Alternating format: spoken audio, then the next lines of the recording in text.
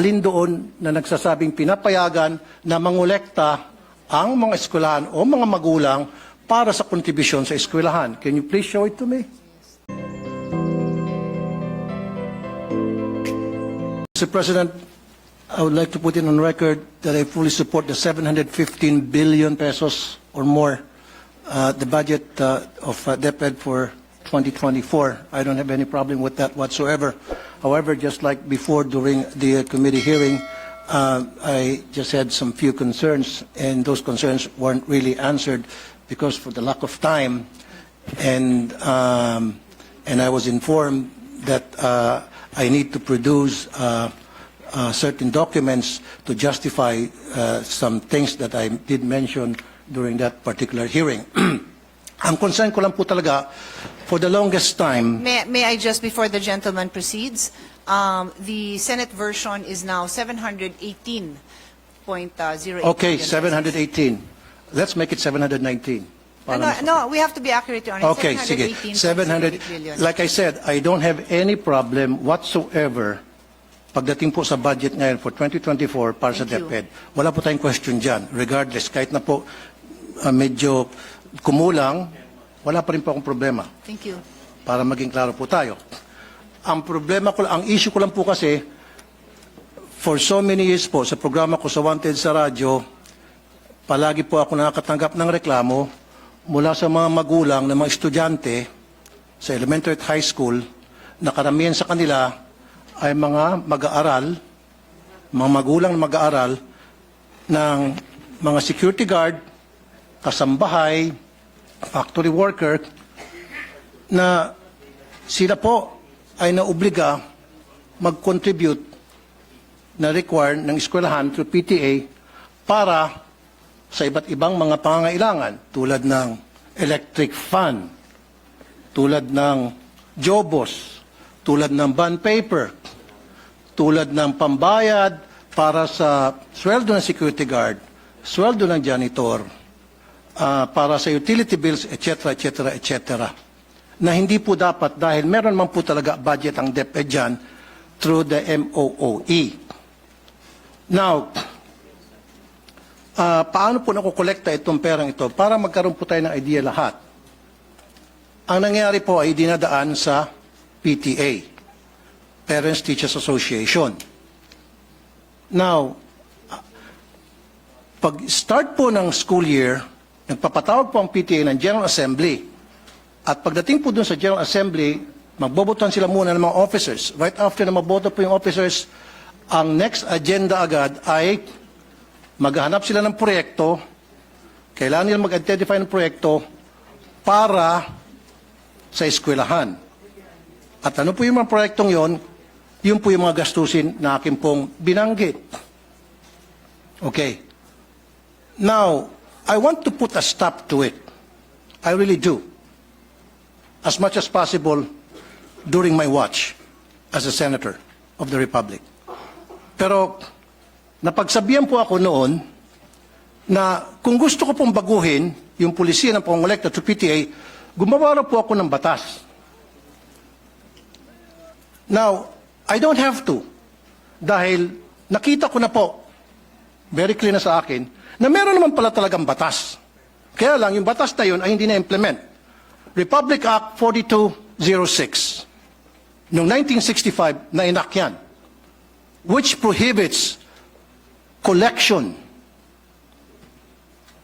and even voluntary or otherwise from elementary schools sa public schools, except for Red Cross, except for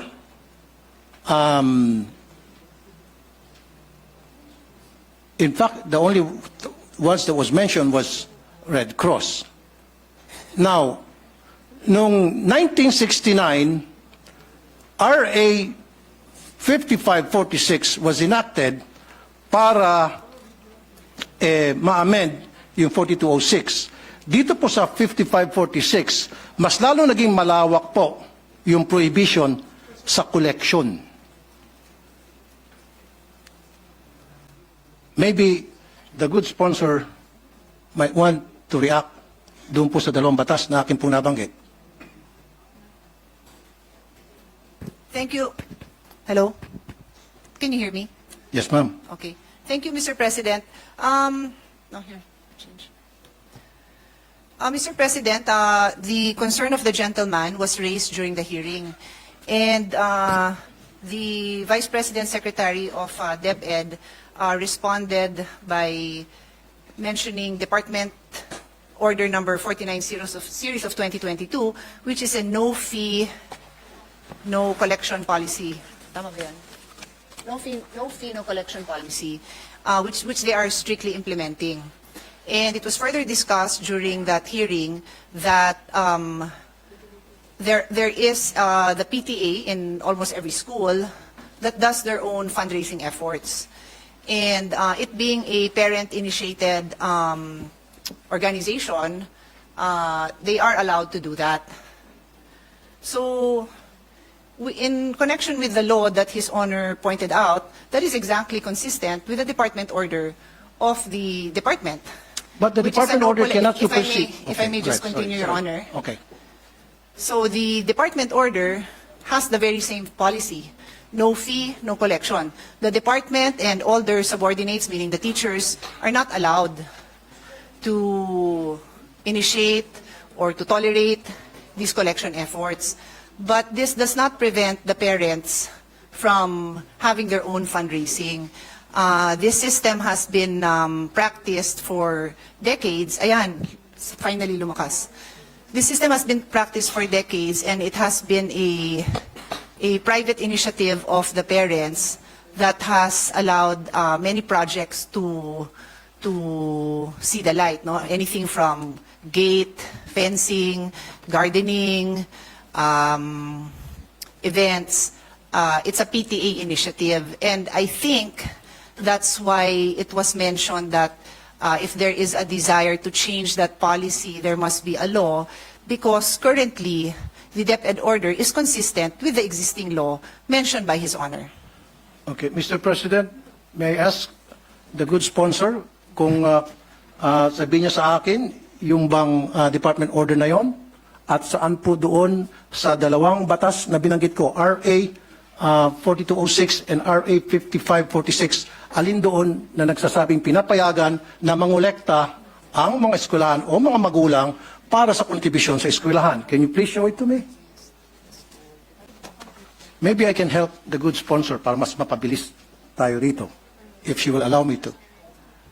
Your Honor, if His Honor can, Mr. President, if His Honor can give me a minute to just review, and then I will be happy to yield the floor, of course, anytime. Sure, session suspended for me. Thank you for the patience of the sponsor. As His Honor had pointed out, it's a 1965 and 1969, no, the first one was 65 yata, and 69 law, so this representation had to refresh herself on those laws, Your Honor. Hindi pa ho ako pinapanganak noong 1965. Nung inamen, pinanganak na ako, pero hindi ko pa ito nabasa, inaamin ko naman po. Anyway, if we may go to the very important point of the gentleman, no?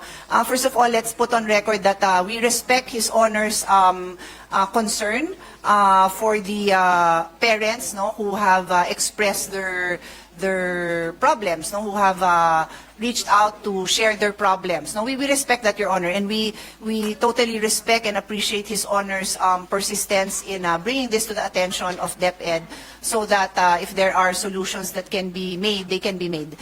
With that in mind, Your Honor, the question of His Honor, if I may paraphrase it to be sure that I respond accurately, is meron namang batas na nagbabawal na magkolekta ang PTA. Tama ho ba ang intindi ko sa tanong? Is that a correct understanding? RA 5546, bawal po talaga ang contribution, collection sa mga estudyante whatsoever, whether yan ay voluntary or otherwise, except for Red Cross, Girl Scout, Boy Scout, and Barrio High School. Yun lang po talaga minention sa 5546. Wala nang iba pa. Kaya kung meron pong ginagawang koleksyon other than those mentions, then that is against the law, against 5546, which is happening right now in so many public elementary high school. And marami pong lumabas na mga department order, and I can mention a few of them, na they're trying to circumvent the law para lamang matuloy yung gusto nila mangyari ng eskwelahan na kumolekta. Ang point ko lamang po dito, Mr. President, Your Honor, Madam, mag-implement na tayo ng policy. Meron tayong law, then dapat it's up to the executive para ma-implement itong law. Because the last time I was informed na gumawa ako ng batas para ma-implement na raw, mag-implement ng batas. Nagagawin ko, I don't have to because meron na palang dalawang batas, Your Honor. Yes. Your Honor, Mr. President, His Honor is correct in his paraphrasing or delivering the provisions of RA 5546 kung saan ho, and I will just read it, no, para clear, Yes, maintindihan din ng mga kasamahan natin yung issue po na malapit po sa puso ng ating kasamahan. The Section 1 of RA 5546 states, the sale of tickets and or the collection of contributions in any form whatsoever by any person for any project or purpose, whether voluntary or otherwise, from school children, students and teachers of public and private schools, colleges and universities is hereby prohibited. Tama po, sir, no? Yan, Mr. President, yan po ang tinutukoy ng ating kasamahan. Tama po. Tama ho ba? I agree. Yes, okay. So, nung ako ho ay nakikipagdiskusyon sa DepEd, aware po sila dito na bawal talaga ang collections of contributions in any form from school children, students, and teachers. And that is why in their Department Order number 49 series of 2022, known as the Promotion of Professionalism in the Implementation and Delivery of Basic Education Programs and Services, prohibits DepEd officials and employees from seeking contribution, support, solicitation of any kind, or any kind of intervention from non-DepEd entities.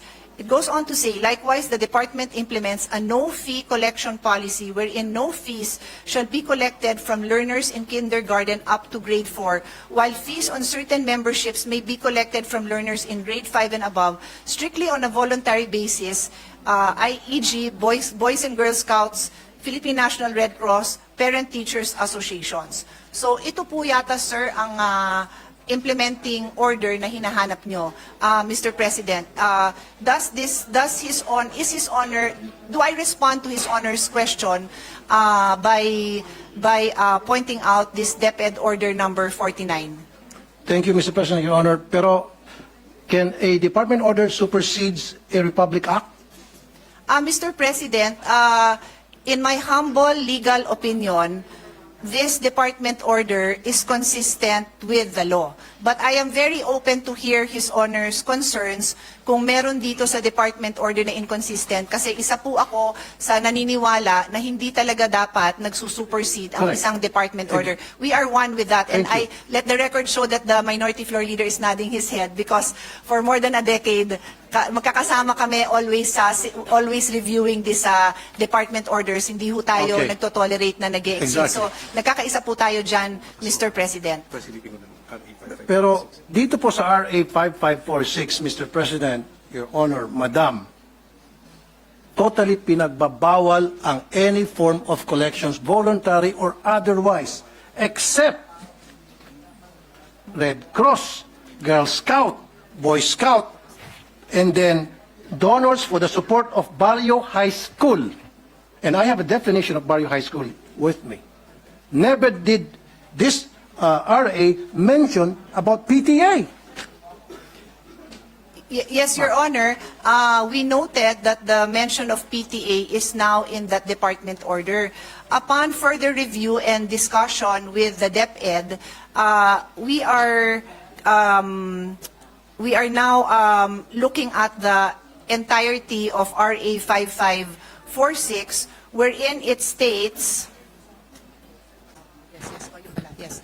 Thank you. Mr. President, when we look at RA 5546, Section 1, and I will read it again, the sale of tickets and or the collection of contributions in any form whatsoever by any person for any project or purpose, whether voluntary or otherwise, from 1, school children, 2, students, and 3, teachers are hereby prohibited.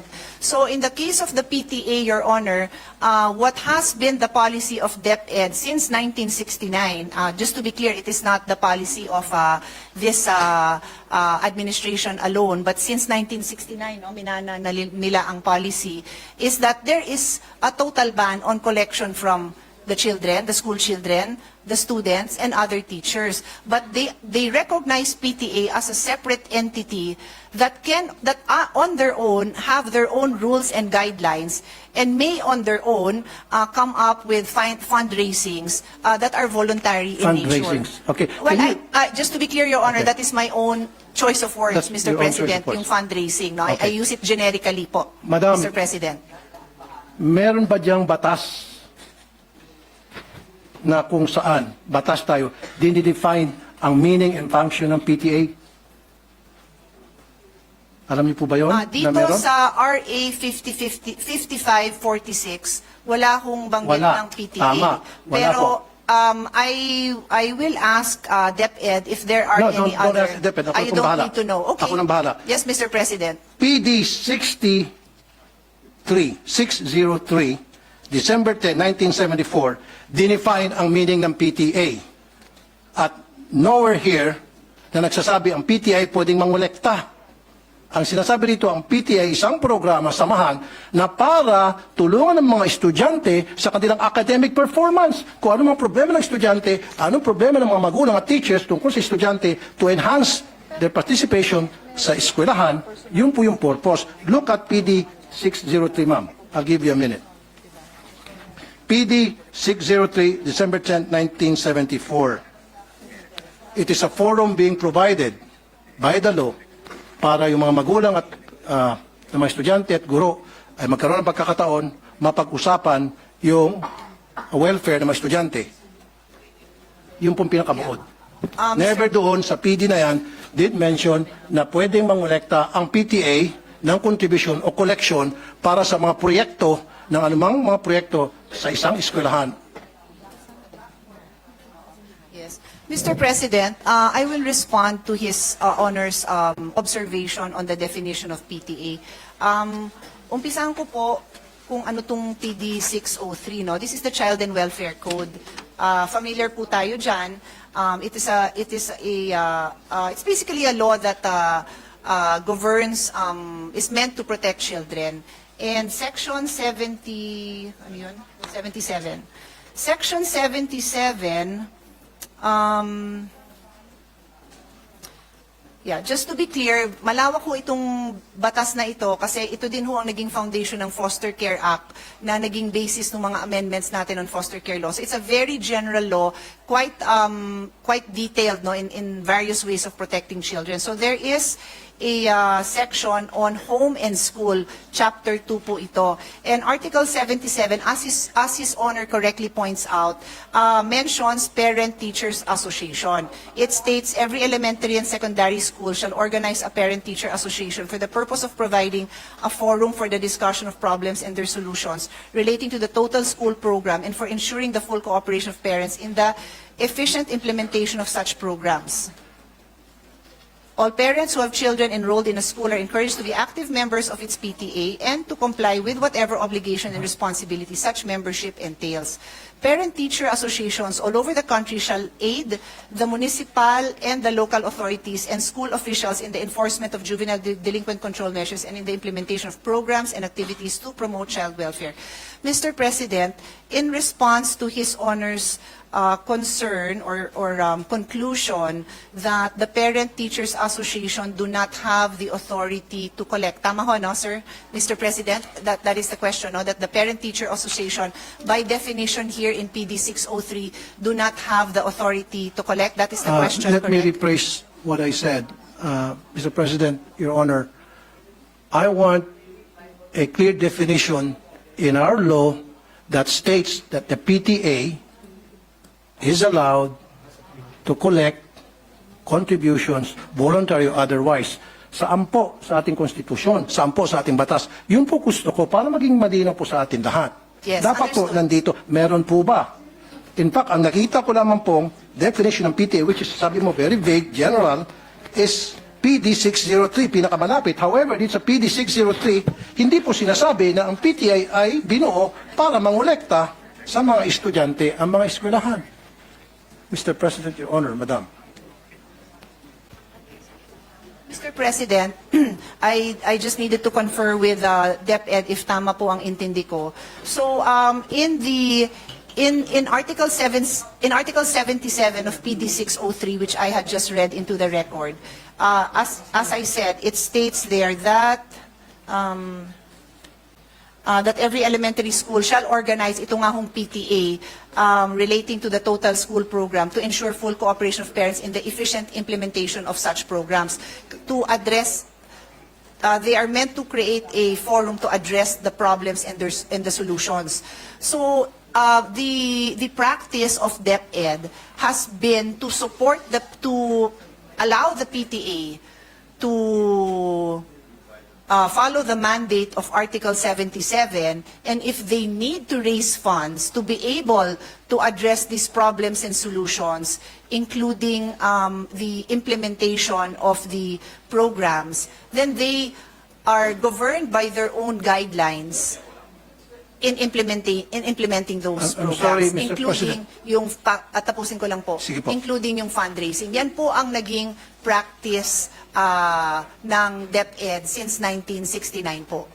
Practice is different from what the law says. You can practice anything you want.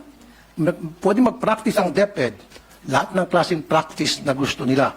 Pero dapat nandoon sa batas. Pero kung wala sa batas yan, then yung practice na yun ay labag sa batas. There is actually, Mr. President, no prohibition. Sinabi mo kasi, Madam, fundraising. So pwede mag-fundraising ang DepEd. It's been a practice to the DepEd, magkakaroon silang fundraising under PD 603. Pero, Mr. President, Your Honor, sa PD 603, wala talaga ako makita rito, kahit na letter by letter, tinitingnan ko, wala talaga nagsabi rito na pwede mag-fundraising, na pwedeng humingi ng contribution, humingi ng tinatawag na voluntary contribution. Wala talaga. So it seems to me na yung DepEd ay gumagawa-gawa ng sarili nila ng guidelines sa isang batas. Gumagawa sila ng sarili ng IRR. Mr. President, I'll go back to what the Republic Act states. It prohibits collection and contribution from students.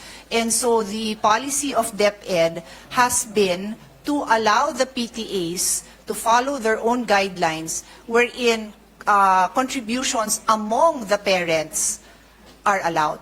So to be clear, just to be clear, Mr. President, importante po na maliwanag yung pagsagot ko sa napakamahalagang tanong ng ating kasamahan. Bawal talaga ang pagkolekta sa estudyante, and that is being honored by DepEd. In other words, hindi pwedeng maglabas ang DepEd, ang principal, ang teacher ng request or request for contribution na ibinibigay sa estudyante. Bawal po talaga yun. Bawal. But, so kung bawal po, bakit po correct. nangongolekta pa rin sila sa mga estudyante, especially po sa Mr. mga hirap? President, I would like to clarify, never po sila nangongolekta sa estudyante. Wala po silang collection sa estudyante. Ang meron, so I'm that sorry, so that we I can beg to identify disagree. the issue. I The beg issue, to disagree, ma'am. Ito po, lahat naman nagsumbong sa akin. sir, the issue, I don't These are the list of parents na nagsumbong sa akin, iba't ibang eskwelahan sa buong Pilipinas, na kung saan sila po ay sa pilitang kinukolektahan ng mga electric fan at kung ano pang mga gamit sa eskwelahan, na meron man pong budget sa MOE ang DepEd for those things. Yes. Mr. President, first of all, may I request that that list is Yes, submitted I'll be so more than that happy to we give it can to you. give it to DepEd kasi I believe they have committed in the hearing pa lang na any violation po, iimbestigahan naman po nila. They made that commitment po. The only item left for the discussion on the floor right now is yung authority mismo ng PTA. So any direct contribution o collection sa estudyante, talaga hong iimbestigahan nila. So tama, ang pagkaintindi ko, Mr. President, sa issue is, so si PTA ba pwedeng mangolekta?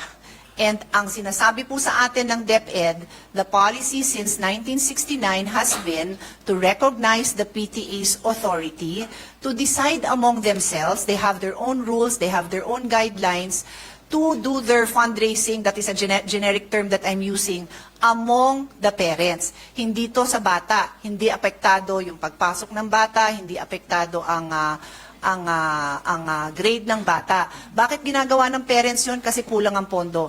Yung sinabi ng ating kasamahan na nasa MOOE yan, meron yan pambili ng electric fan, idagdag ko na rin doon, ano yung mga kakulangan, di ba? Yung pagpaganda ng garden, driveway, entrance, kung ano pa man.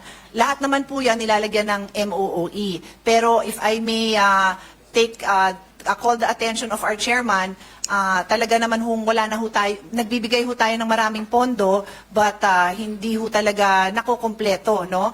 In fact, ako na magsasabi, because baka may magtanong, yung mga repairs, no? Pagpalagay mo ng may electric fan dun sa loob ng classroom, o di kaya yung picture na pinakita ni Senator Bongo, medyo bumagsak yung kisame, lahat po yun falls under repairs of basic facilities. Pero natanggalan po yan ng pondo, na ilipat po sa ibang pondo yan, hindi ho ng Senado. So may mga issue pong ganyan.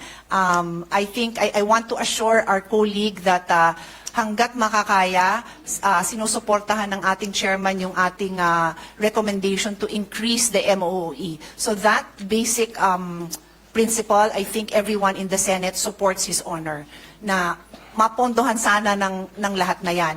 So, remaining na lang po yan, kung ano ho, hanggang saan ang kakayahan ng PTA to among themselves decide to fundraise parent to parent. I cannot add to my answer kasi yan po ang policy. Hindi ko naman ho kayo bobolahin, Mr. President, na iba yung policy. Yan po ang policy na ginagamit po nila. So kung may recommendations, suggestions ang ating kasamahan, this representation is happy to relay at nandito naman ang DepEd para pakinggan ang mga suggestion ng ating kasamahan.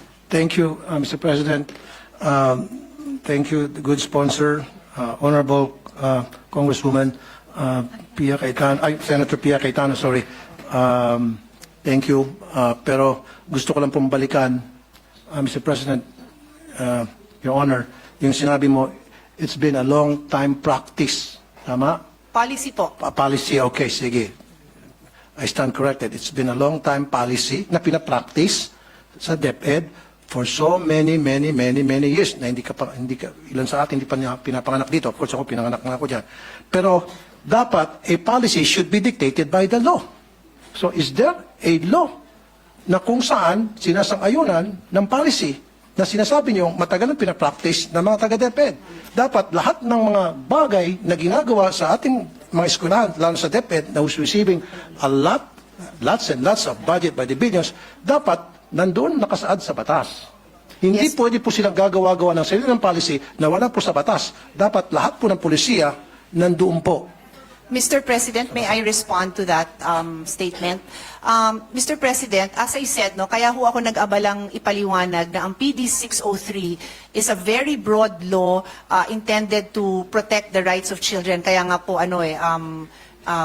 Child and Youth Welfare Code ang pangalan nito. And there is just one chapter on home and school, which is only 2 articles. So, dito po sa articles na to, at binasa ko naman on record, yung pag-create ho ng PTA, wala na hong detalye yon. The fact, Mr. President, that there is no prohibition, that there is no provision that specifically or expressly prohibits the PTA from engaging in certain acts to pursue their mandate. Yes, there is.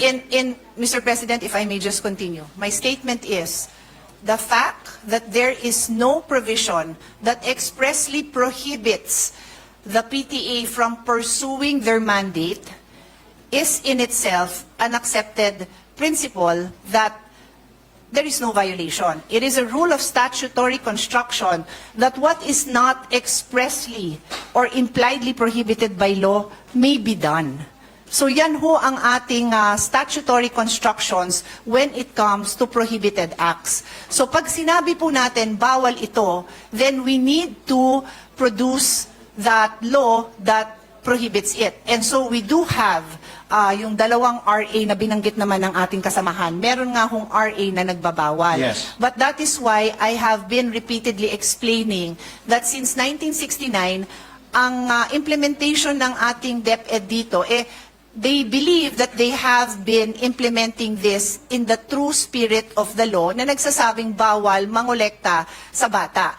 They cannot collect contributions from school, children, students, and teachers. Yun ho ang specific wording of the law. Exactly. Sige, pagbigyan ko po, I yield my floor to Mr. President, minority Yes, leader. Minority Floor Leader. thank you. With the permission of my Yes, please proceed. Thank you. First of all, Mr. President, I'd like to thank our colleagues. No, I asked for a minute suspension to also gather the wisdom of the Senate. No, and I'd like to commend our colleague Senator Tulfo for raising this very important issue. We also took the opportunity to ask DepEd what actions, if any, have they taken upon receipt of similar complaints, and they confirmed that upon receipt of similar complaint, they have received similar complaints, and they have actually suspended airing PTAs. So on that note, Your Honor, they are prepared to issue a department order strengthening the law. Thank you very much. Thank you. That's all, Mr. President, Your Honor. Thank you.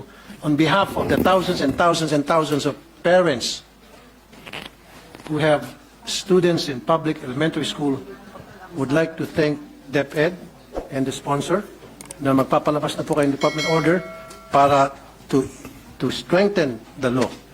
At pag nagkaroon ng violation, magkakaroon po silang sanction. Yun lang po talaga ang gusto ko mangyari para matuwa na po yung maraming mga magulang. Thank you very much, Mr. Maraming President. salamat. I Thank rest you my very case. much. Thank you very much.